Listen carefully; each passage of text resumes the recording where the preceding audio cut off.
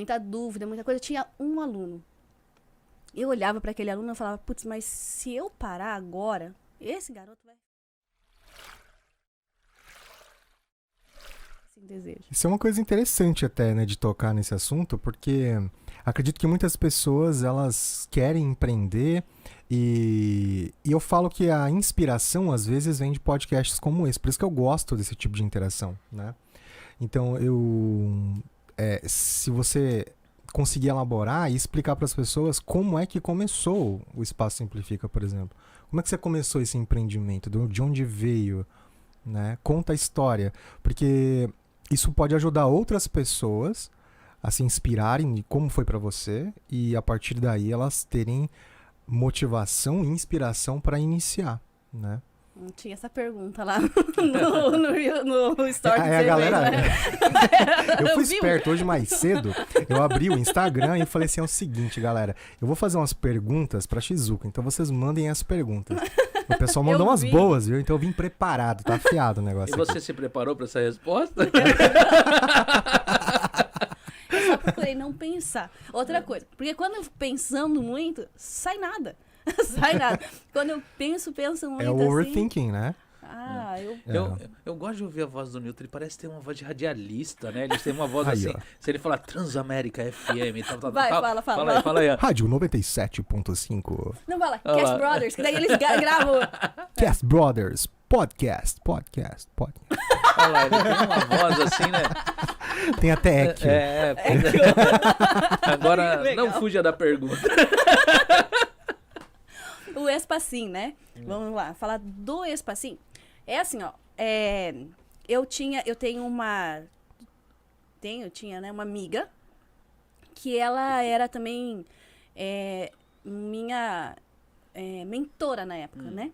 E aí ela trabalhava como tradutora em escola japonesa.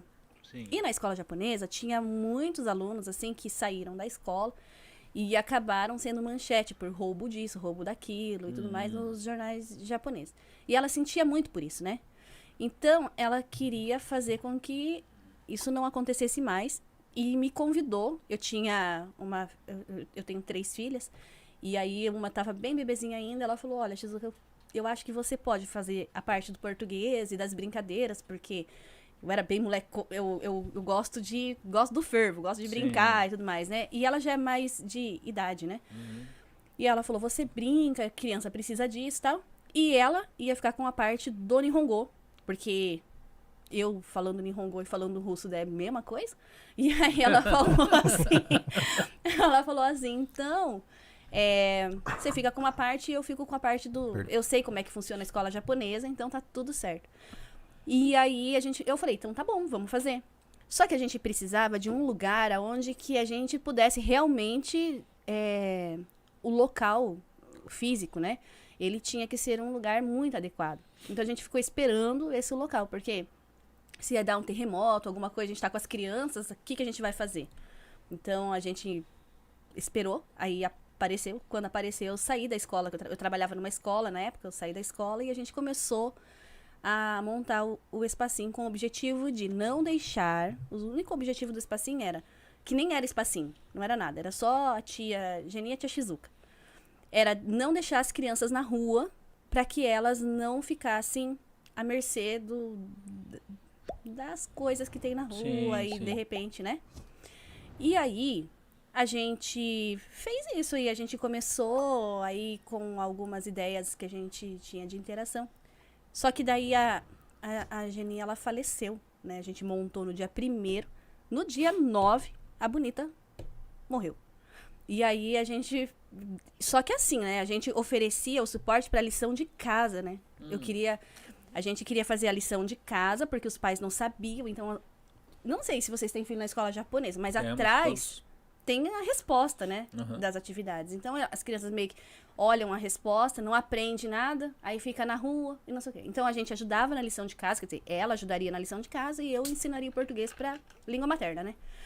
E aí, como ela faleceu, aí eu fiquei bem na dúvida do que fazer, porque eu realmente não sabia nada de Nihongo. Eu nunca tinha entrado numa escola japonesa, minhas filhas não estudavam, todo o meu tempo de trabalho no Japão como professora foi só em escola brasileira. E eu ouvia falar coisas da escola japonesa, mas aí você ouvir falar e ter certeza, porque eu tô lidando com criança, é muita responsabilidade, né? E aí, depois de muito choro, muita dúvida, muita coisa, tinha um aluno. Eu olhava para aquele aluno e falava, putz, mas se eu parar agora, esse garoto vai ficar em casa. E é justamente aquilo que a gente não queria. Porque eu tô me morrendo de medo aqui de não dar conta. Eu não vou dar conta. Tá tirando. Não, eu não vou dar conta. Eu falei, eu vou ter que aprender. E aí eu falei, eu falei assim, olha, se tiver um aluno, e se eu não estiver passando fome, eu vou ficar, vou fazer. E aí foi assim, aí eu comecei, a gente, 1 semana, 2 semanas, e aí ele vinha com aqueles candis, assim, eu procurando no dicionário a lição de casa, que era pra ajudar, era espaço simplifica, que era pra simplificar, coitado.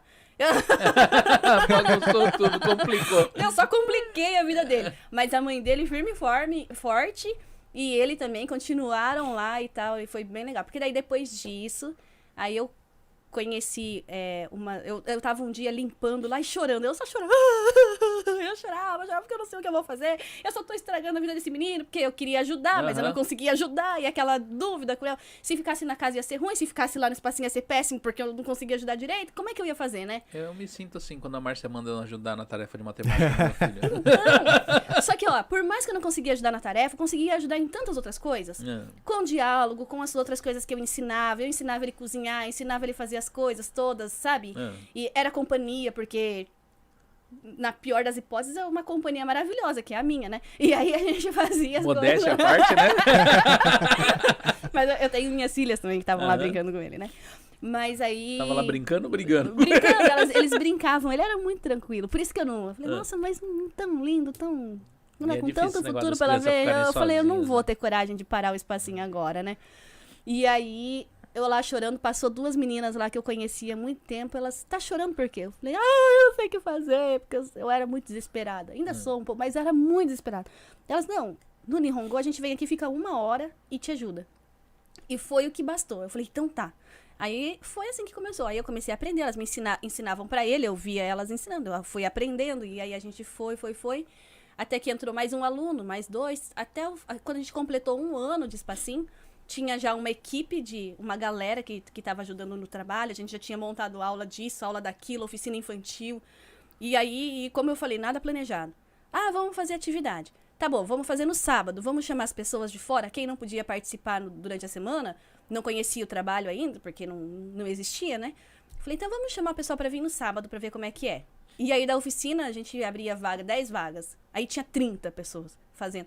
Daí não teve como. Aí a gente começou eu comecei a pegar gosto pelo negócio, sabe? Era muito legal reunir aquela criançada toda e fazer atividades diferentes. Por isso que o formato do espacinho hoje, eu acho que é muito por causa das experiências que as crianças tinham. Elas saíam de lá assim, A gente, uma oficina de outono, a gente pegou todas as folhas que tinha num parquinho ali do lado, a gente levou tudo dentro de um apartamento, jogou no apartamento inteiro, assim. As crianças ficaram enlouquecidas, e elas queriam voltar a todo custo. Então eu percebi que as crianças, elas realmente precisavam de um espaço para ser criança e aprender. Sim, né? sim. E aí foi assim que começou o espacinho. Foi assim. O espacinho começou, né, por um desejo, né, que você tinha. Aliás, por desejo de uma outra pessoa. Né, que te convidou para fazer um trabalho junto com ela. Para não deixar as crianças lá. Para não deixar as crianças na rua. À mercê de mais más influências, verdade? Só que o espacinho continuou por causa de uma criança. Tá certo? E aí eu pergunto pra você, você fez o seu melhor pra essa criança? O melhor que você podia na época? O melhor que eu podia, sim. E é isso que eu falo, que o diferencia um grande empreendedor, uma pessoa que tem uma visão ou um mindset produtivo, né? O que diferencia é justamente isso. Eu sou palestrante, então quando as pessoas vão pra uma palestra, todo mundo espera ter 30, 40 pessoas sentadas. Mais, né? O cara quer começar a fazer live, por exemplo, ele quer que tenha 100, 200 pessoas assistindo a live dele. Só que aí que tá a diferença de quem tem sucesso, quem vai ter sucesso ou não vai ter sucesso. Você tem que fazer a melhor apresentação que você puder, nem que tenha só o gato do vizinho sentado na sua plateia. Nem que tiver uma pessoa ali sentada, nem que tenha um aluno, você vai dar o seu melhor por aquele aluno. E a partir daí as pessoas veem e elas percebem que você está fazendo o seu melhor. E isso que é o mais legal. Porque todo mundo começar é fácil pra caramba. Eu falo pra todo mundo. Você quer ter uma ideia boa? Pô, pega um papel aí, cara. Você vai ter ideias fantásticas. Agora, continuar, e aí não é pra todo mundo. Aí não é pra todo mundo, né? Então, esse mindset foi fundamental, com certeza. E hoje o Espacinho atende estudo de crianças por causa do Xandinho. Dessa abençoado Xandinho. uma criança. Mas ele e sabe. principalmente pelo seu mindset. Pela maneira que você encarou aquele desafio. Né? Então, se tem alguém assistindo aí e tá pensando em começar um empreendimento, faça o seu melhor independente da plateia que você tenha para te assistir. Simplesmente faça o seu melhor, que seja para uma pessoa. Era uma mesa, eu lembro assim, era uma mesa que a gente tinha e só. Na verdade, era um apartamento, porque a gente não podia colocar na nossa casa mesmo, né? Não era o combinado, era só esse. Nosso único combinado é que a gente não ia fazer dentro da nossa casa. Então a gente alugou um apartamento de 40 mil, a gente cobrava metade a mensalidade da criança e a gente racharia o resto, né?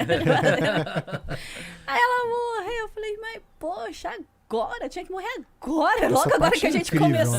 né? A gente começou, Isso não podia daí é morrer incrível. depois. Vamos fazer. E quando você escrever seu livro, você tem que colocar essa parte, porque é uma das partes mais inspiradoras. Depois você faz uma sociedade com a pessoa, conta com o trabalho, a mão de obra da pessoa, e ela simplesmente É que, na verdade, assim, quem sabia né? mesmo que estava fazendo E era nem- ela, e né? nem- E nem avisa. Pois é.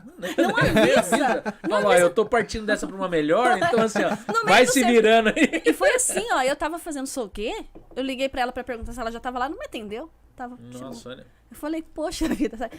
Mas assim, eu tenho certeza absoluta, assim, que eu brinco desse jeito, assim, porque eu acredito que de onde quer que ela esteja, assim, ela sempre está, sabe, assim, porque a vontade dela também de fazer as coisas era muito forte, assim, né? O meu problema é que eu não sabia fazer tudo aquilo que ela fazia, porque ela era muito boa no que ela fazia, né?